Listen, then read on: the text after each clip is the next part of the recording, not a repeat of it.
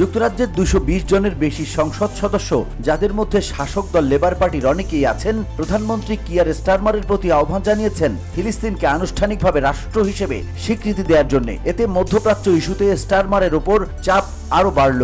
শুক্রবার এক প্রতিবেদনে এ খবর দিয়েছে বার্তা সংস্থা এএফপি।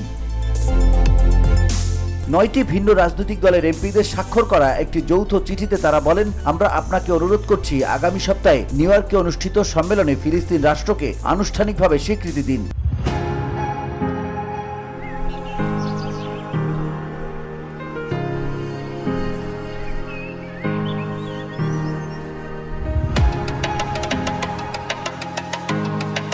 উল্লেখ্য 28 ও 29 জুলাই জাতিসংঘের উদ্যোগে এই সম্মেলনটি ফ্রান্স ও সৌদি আরবের সহসভাপতিত্বে অনুষ্ঠিত হতে যাচ্ছে।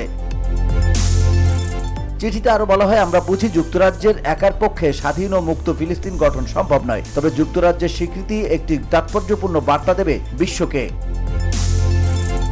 সেই সঙ্গে ব্রিটেনের ঐতিহাসিক ভূমিকা এবং জাতিসংঘ নিরাপত্তা পরিষদের স্থায়ী সদস্য হওয়ার বিষয়টি উল্লেখ করে তারা বলেন, 1917 সালের বেলফোর ঘোষণার মাধ্যমে ইসরায়েল রাষ্ট্র গঠনে যুক্তরাজ্যের ভূমিকা ছিল। এখন ফিলিস্তিন রাষ্ট্রকে স্বীকৃতি দেওয়াও আমাদের নৈতিক দায়িত্ব।